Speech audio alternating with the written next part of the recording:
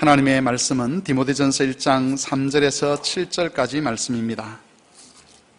신약성경 디모데전서 1장 3절에서 7절까지 말씀을 교독을 하겠습니다. 디모데전서 1장 3절에서 7절까지 말씀, 마지막 절은 같이 합독을 하겠습니다. 혹시 뒤에 자리가 없으신 분들은 이 앞쪽에 좀 빈자리가 있습니다.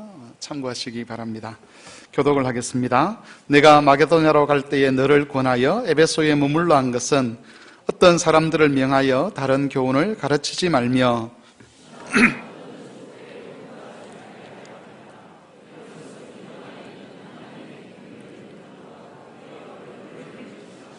이 교훈의 목적은 청결한 마음과 선한 양심과 거짓없는 믿음에서 나오는 사랑이거늘 율법의 선생이 되려 하나 자기가 말하는 것이나 자기가 확증하는 것도 깨닫지 못하는 도다. 아멘.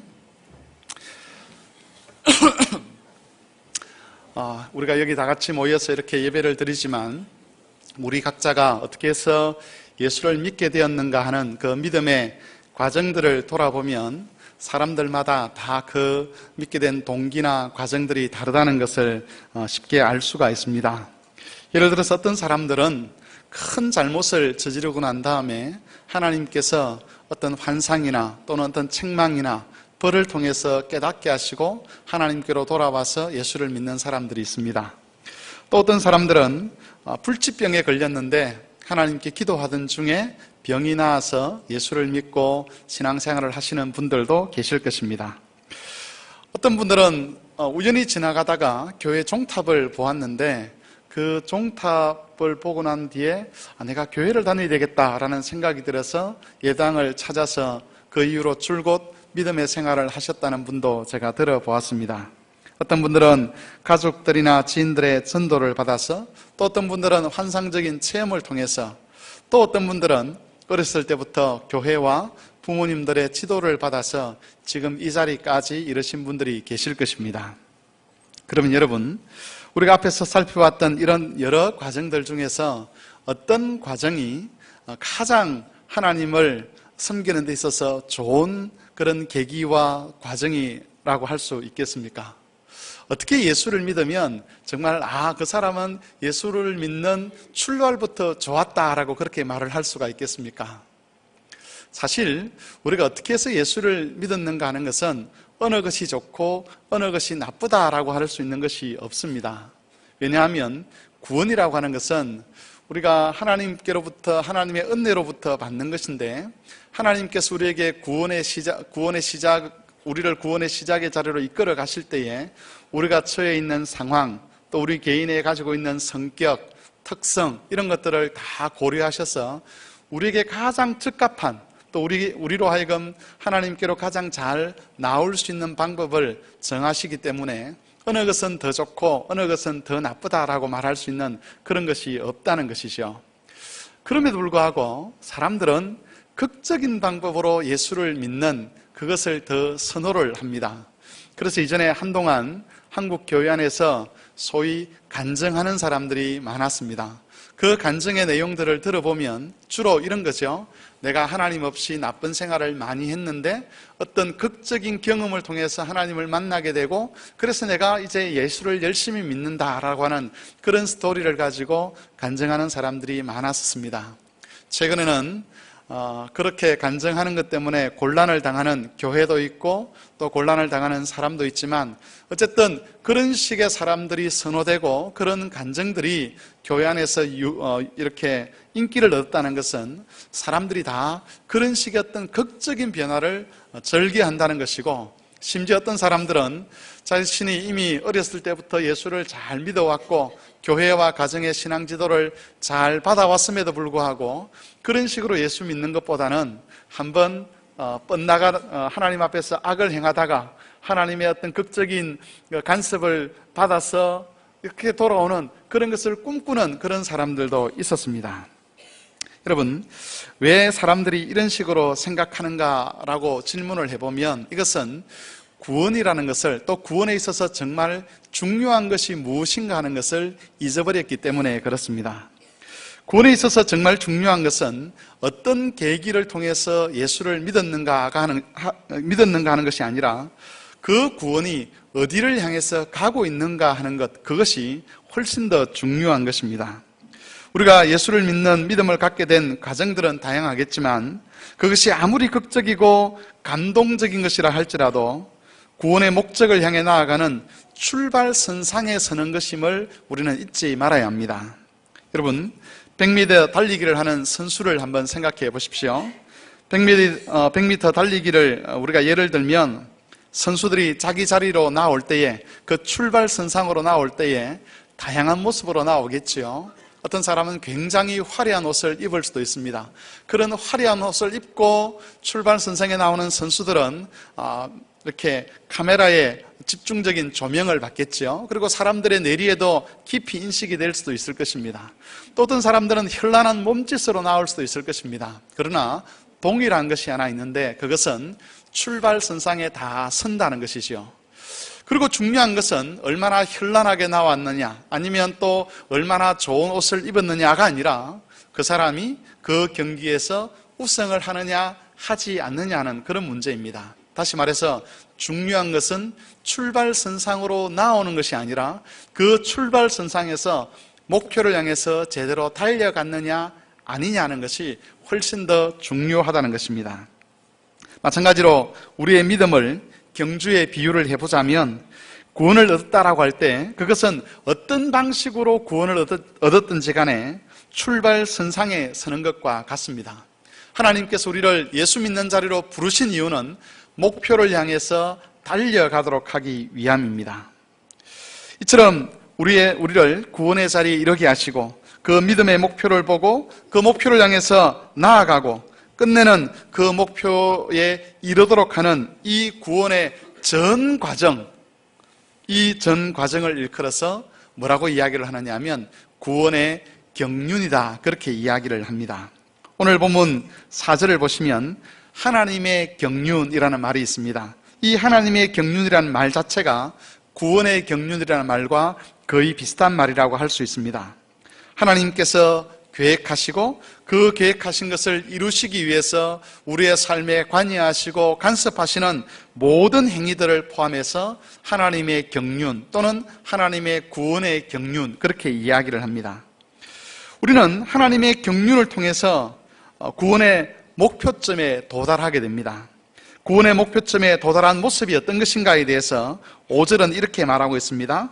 청결한 마음과 선한 양심과 거짓 없는 믿음에서 나오는 사랑이다 라고 이야기를 합니다.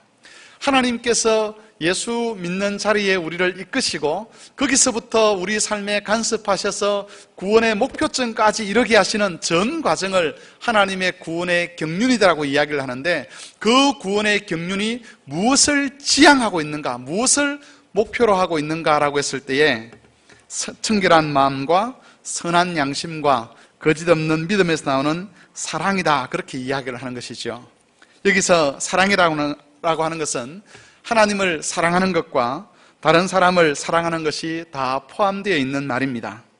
온 마음과 뜻과 정성을 다해서 하나님을 사랑하고 또 동일한 태도로 다른 사람을 사랑하는 것, 이것이 하나님께서 목표하고 있는 우리의 참된 모습, 구원의 완성된 모습이라고 말을 하고 있는 것입니다. 여러분도 잘 아시겠지만 죄인들은 하나님을 사랑하지 않습니다. 하나님을 사랑하지 않기 때문에 하나님의 법도 사랑하지 않습니다. 가능하면 하나님으로부터 독립하기를 원합니다. 하나님과 하나님의 법에서 자유로워지기를 원하고 하나님으로부터 아무런 간섭도 받지 아니하고 자기 마음대로 살고 싶은 것이 죄인들이 가지고 있는 욕망입니다. 그리고 하나님에게서 멀어진 사람들은 자연스럽게 다른 사람에 대해서도 자유로워지고 싶어 합니다. 누군가가 자신의 삶에 간섭하거나 자기가 누군가의 삶을 책임져야 되는 그런 자리에 이르는 것을 부담스러워합니다. 그래서 심지어 부모들조차도 자녀들을 부담스러워하는 그런 사람들이 있습니다. 또 아내와 남편에 대한 사랑 때문에 서로가 서로에 대해서 책임을 지는 그런 관계 자체를 부담스러워해서 그런 관계를 피하는 사람도 점점 더 늘어나고 있습니다. 여러분, 이런 현상들은 죄 아래에 있는 사람들에게서 보이는 보편적인 모습입니다. 죄의 힘이라는 것은 사람을 하나님에게서 멀어지게 만들고 동시에 사람과 사람 사이에서도 서로 거리감 있게 만드는 것, 이것이 죄가 역사했을 때 나타나는 현상입니다. 대신에 하나님의 구원이라고 하는 것은 우리로 하여금 하나님께 가까이 나아가도록 합니다. 하나님을 사랑하게 하고 하나님의 법을 사랑하게 합니다. 하나님과 교제하는 것, 하나님께서 우리의 삶에 간섭하시는 것을 기뻐하고, 그리고 하나님께서 자신의 삶에 대하여 말씀으로 다가오시는 것을 환영합니다. 뿐만 아니라 하나님에 대한 사랑이 자연스럽게 다른 사람을 향한 사랑과 관심으로 이어지는 것도 동일하게 나타나는 역사라고 할 수가 있습니다. 그래서 교회 안에서 한 몸 된 그런 사람들을 사랑하게 되고 서로에 대한 책임감을 느끼게 됩니다. 교회를 다닌다는 것 외에는 어떤 연결고리도 없는 사람들이 서로에 대한 책임감, 경제적인 책임, 사회적인 책임, 이런 것들을 느끼면서 한 몸을 이루어가는 현상들이 바로 하나님의 은혜를 받은 사람들에게서 나타나는 공통된 모습들입니다. 사람들은 종종 하나님의 은혜라고 이야기를 하면 다른 사람들보다 더 건강해지는 것, 또 자식들이 다른 집의 자식들보다 더 잘 되는 것, 또 세상적으로 성공하는 것, 이런 것들을 생각합니다. 하지만 성경이 우리에게 계시하시는 하나님의 은혜는 하나님을 더 사랑할 수 있고 이웃을 더 사랑할 수 있는 능력이라고 할 수가 있습니다. 하나님은 우리가 이런 수준의 사람, 정말 죄인의 속성에서 벗어나서 하나님을 사랑하고 사람을 사랑하는 그런 수준에 이르도록 하기 위해서 우리를 구원하셨고, 그리고 지금도 그 구원의 완성을 위하여 우리 속에서 또 우리 밖에서 일하고 계십니다.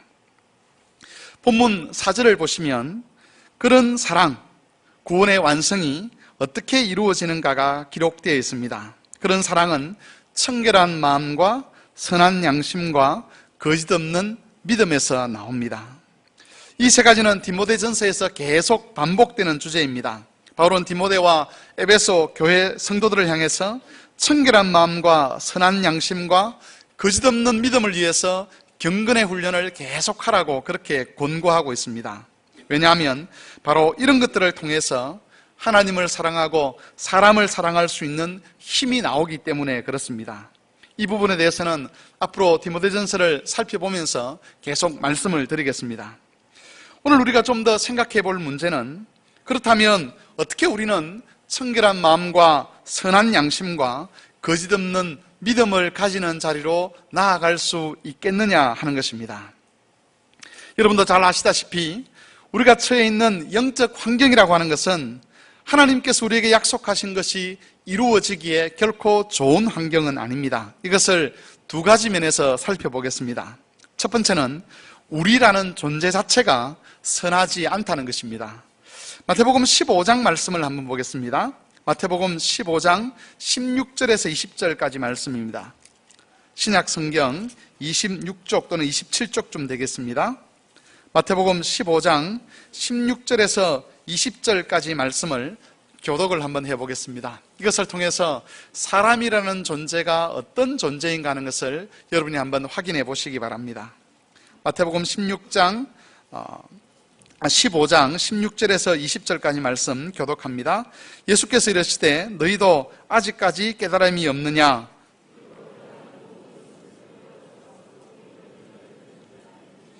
입에서 나오는 것들은 마음에서 나오나니 이것이야말로 사람을 더럽게 하느니라.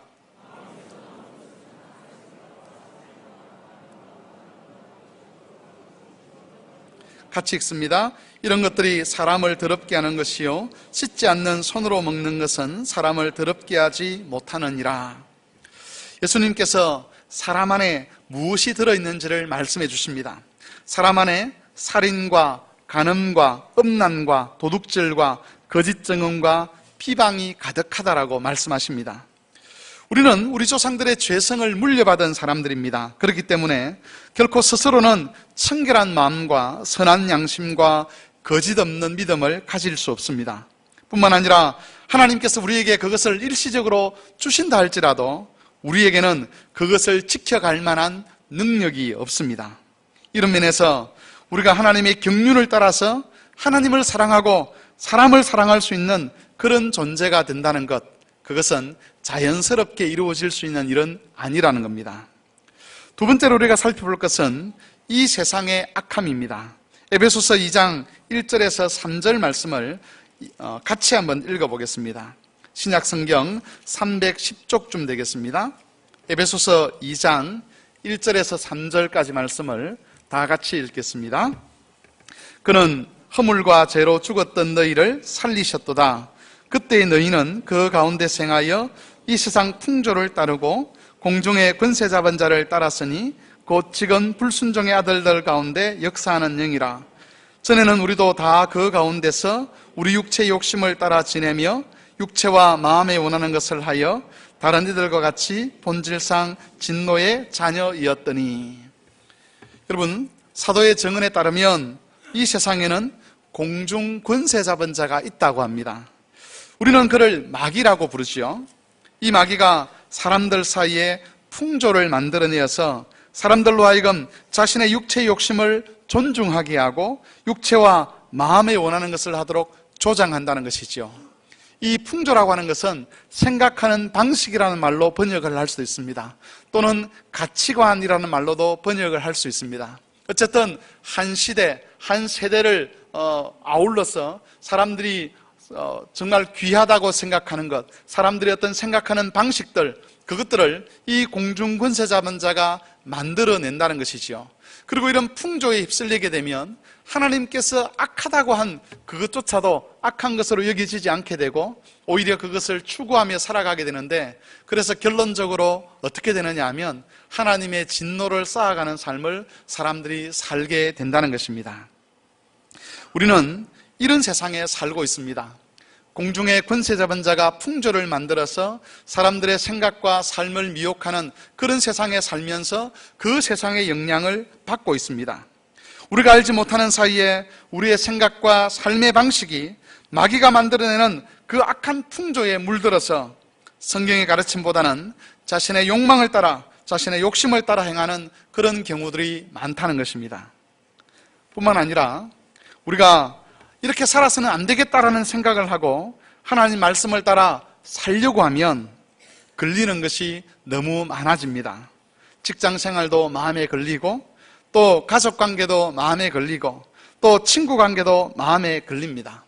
어떤 경우에는 하나님 앞에서 믿음을 따라 결단하게 되면 이미 보장되어 있던 미래가 불확실해지는 그런 경우들도 있습니다. 왜 그러냐 하면 이 세상의 질서나 구조가 믿음을 따라 사는 것과는 조금도 어울리지 않는 그런 구조와 그런 세상이기 때문에 그렇습니다. 그래서 어떤 신앙적인 결단을 했던 사람들은 바로 그 세상이 위협하는 그 위협 때문에 결단을 포기하고 오히려 세상의 풍조를 따라 살아갔던 그런 사람들도 있었습니다. 우리를 둘러싸고 있는 자본주의라는 것, 이것이 우리 신앙과 맞지 않습니다. 자유민주주의라는 것 참 좋은 것 같지만 이것도 우리 신앙의 가치와 맞지 않습니다. 이처럼 우리의 영적 환경이라는 것은 결코 우리를 향한 하나님의 구원의 경륜이 이루어지는 것을 지지해 주지 않는다는 것입니다. 이 세상의 어떤 질서도, 이 세상의 어떤 가치도 성경으로부터 나오지 않는 어떤 제도나 어떤 기구도 어떤 정부도 우리가 하나님 말씀을 따라 신실하게 살아가는 것을 지지해 주고 그리고 그것을 도와주는 그런 것은 없다는 것을 우리가 알아야 합니다. 성도 여러분, 만일 이것이 사실이라면 우리는 어떻게 해야 되겠습니까? 사실 우리가 어떤 것을 하기 전에 하나님께서 먼저 우리를 위해서 일하십니다. 우리를 향한 하나님의 경륜이 이루어지도록 하나님께서 하시는 일이 있다는 것입니다. 5절을 다시 한번 읽어보겠습니다. 다 같이 5절 말씀 읽겠습니다. 이 교훈의 목적은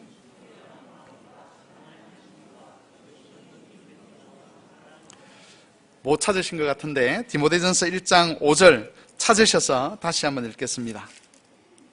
디모데전서 1장 5절 말씀 다 같이 읽겠습니다. 시작.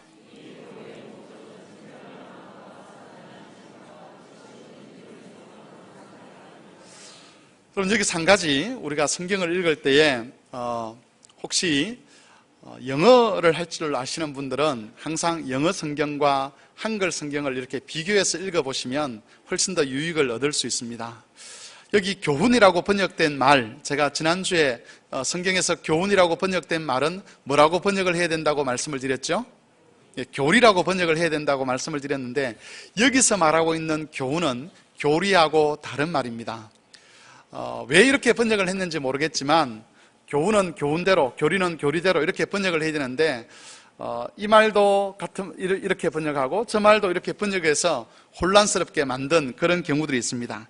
여기서 교훈이라고 하는 말의 원래 뜻은 명령이라는 뜻입니다. 그러니까 이 명령의 목적은 청결한 마음과 선한 양심과 거짓없는 믿음에서 나오는 사랑이다, 그렇게 이야기를 한다는 것이죠.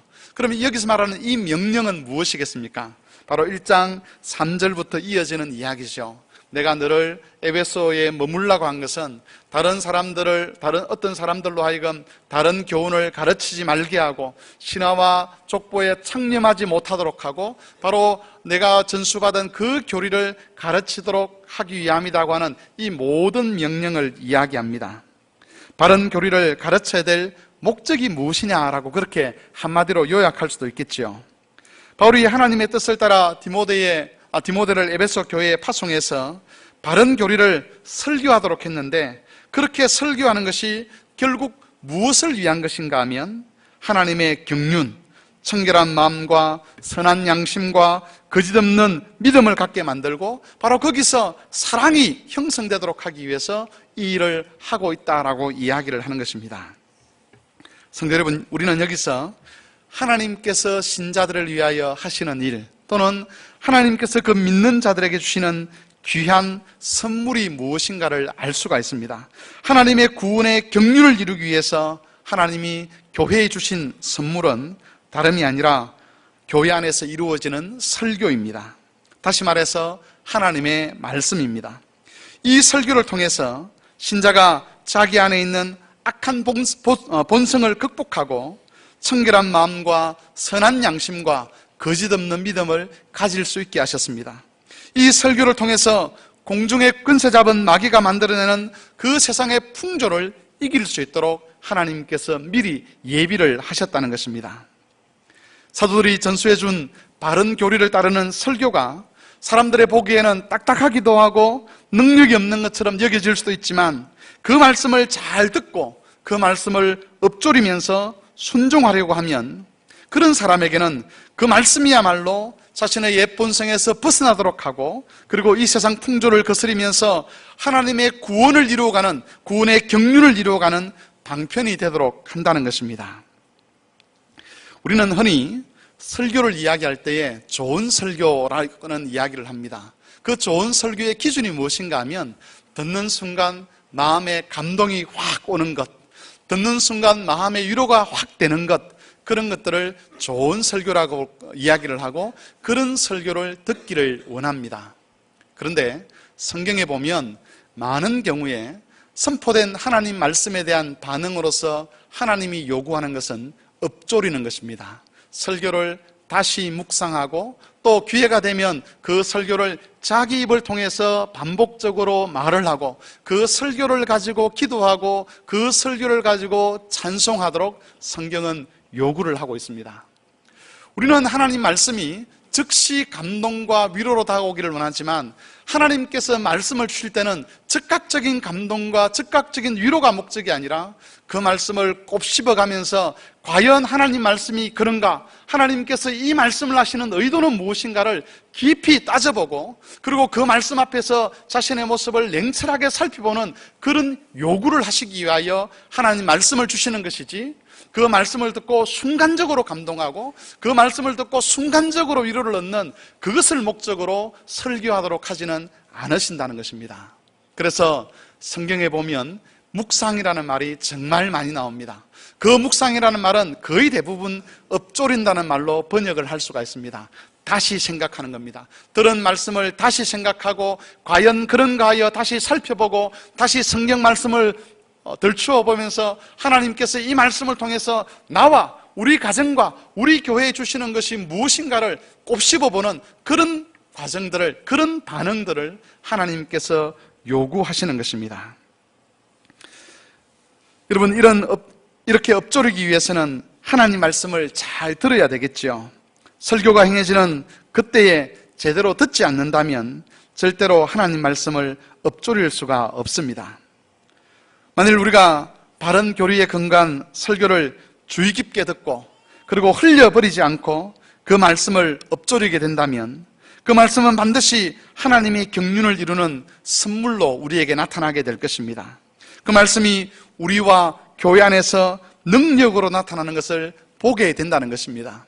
단순히 한순간의 위로, 한순간의 감동, 그것이 하나님 말씀의 능력이 아니라 들었던 설교가 진리 안에서, 바른 교리 안에서 이루어진 것이라면 그것을 묵상하고 그것을 엎조리고 다시 곱씹을 때에 바로 거기에서 하나님의 말씀의 능력이 나타난다는 것, 그게 바로 성경의 약속입니다.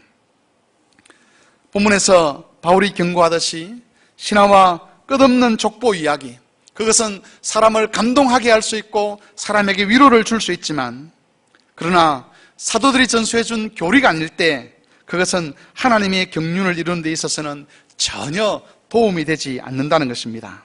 대신에 오히려 변론만 낳게 되고 교회 안에서 다툼과 분열을 일으키고 성도들로 하여금 이 세상과 이 세상에 있는 재물을 사랑하는 자로 그렇게 타락하게 만들어갈 뿐인 것입니다.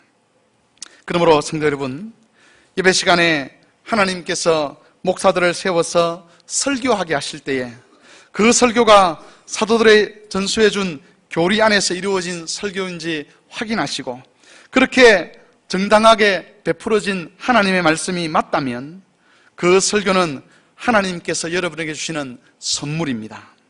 그 설교가 은혜의 방편이 되어서 여러분을 향한 하나님의 구원을 완성하도록 역사할 것입니다. 그 설교를 통해서 하나님께서 여러분의 마음을 청결하게 하실 것이고 그 설교를 엎조리는 것을 통해서 여러분의 양심이 선해지도록 할 것이고 그 설교를 통해서 여러분을 하여금 거짓없는 믿음을 갖도록 한다는 것입니다. 그러한 설교가 은혜의 방편이 됩니다. 그래서 죄를 이기게 하고 이 세상의 풍조를 극복하도록 그렇게 역사하여서 바울이 말하고 있는 청결한 마음과 선한 양심과 거짓없는 믿음의 자리에 우리를 이르게 하고 바로 거기서부터 하나님을 사랑하는 존재로, 사람을 사랑하는 존재로 변화되도록 역사하는 것입니다. 여러분, 이 하나님의 선물을 가볍게 여기지 마시기를 바랍니다. 이 선물을 받는 일에 여러분의 마음을 다하시기를 바랍니다. 주위에서 듣고 과연 그러한지를 살피시고 만일 그것이 바른 교리 안에 있는 말씀이 맞다면 엎조리시며 순종하십시오. 그 말씀으로 찬송도 하시고 그 말씀으로 기도도 하시고 그 말씀을 통해서 주시는 하나님의 은혜를 풍성히 받아 누리시기를 바랍니다. 그럴 때에 목사들의 설교는 단순한 말이 아니라 죄악된 세상을 이기는 하나님의 능력이 되고 여러분의 영혼에는 영적 양식이 될 것입니다. 여러분의 영혼을 힘있게 하고 강하게 하여서 어떤 시련과 유혹에도 흔들리지 않도록 하는 그런 생명의 양식이 되는 것입니다. 예수님께서 씨 뿌리는 비유를 하셨습니다. 하나님 말씀이 좋은 땅에 뿌려지게 되면 그 씨가 자라서 싹을 틔우고 그리고 100배, 60배, 30배의 결실을 맺는다라고 말씀을 하셨는데 바로 그러한 말씀의 능력, 그것은 말씀을 잘 듣고 엎조리는 사람들에게 주어지는 하나님의 약속입니다. 본문에는 나오지 않지만 우리 영혼의 양식과 관련해서 하나님 주신 또 하나의 선물이 있는데 그것은 바로 오늘 우리가 행하게 될 성찬입니다. 성찬은 주님께서 우리에게 베풀어 주시는 또 다른 영혼의 양식입니다. 이 성찬은 보이지 않는 하나님의 말씀을 눈에 보이도록 하는 시청각 교제 역할을 합니다. 하나님께서 말씀을 통해서 우리에게 은혜를 주실 때 그 은혜라는 것이 우리 눈에 보이지 않습니다. 그런데 성찬은 바로 그 은혜를 우리 눈에 보이도록 만들어 놓은 거룩한 예식입니다. 성찬에서의 떡과 포도주는 예수님의 살과 피를 나타냅니다. 우리는 그 떡과 포도주를 보면서 우리를 위해서 십자가를 지신 예수님을 확인하게 됩니다. 또한 지금도 역시 우리의 구원의 완성을 위하여 일하고 계시는 그 하나님의 은혜를 확인할 수가 있습니다. 예수님은 이 일을 위해서 이 성찬 식탁을 우리에게 베풀어 주셨습니다. 이것이 육신에는 큰 도움이 안 되겠지만 우리 영혼이 믿음으로 그것을 먹고 마시게 되면 자기 안에 있는 죄의 유혹을 이길 수 있는 힘으로 나타나게 될 것이고, 또한 우리 바깥에서 우리를 유혹하고 우리를 위협하는 모든 마귀들의 도전과 맞설 수 있는 신앙의 용기와 힘을 얻게 될 것입니다. 성도 여러분, 설교와 성찬은 하나님께서 믿는 자들에게 주시는 은혜의 선물이요 은혜의 방편입니다. 하나님은 이 선물들을 통해서 우리에게 복을 주시고 그 은혜의 힘으로써 우리를 향한 하나님의 구원의 경륜을 이루어 가십니다. 하나님께서 바른 설교와 성찬을 통해서 여러분의 마음을 청결하게 하시고 여러분의 양심을 선하게 회복시켜 주시고 또한 거짓 없는 믿음의 자리로 이끄시기를 바랍니다. 그리하여 우리를 하나님을 사랑하고 사람을 사랑하는 존재로 회복시키시려고 하시는 그 하나님의 구원의 경륜이 더 온전히 이루어지고 더 풍성히 이루어지는 그런 은혜가 여러분과 항상 함께 하시기를 주의 이름으로 축원합니다. 하나님 말씀을 생각하며 같이 기도하겠습니다.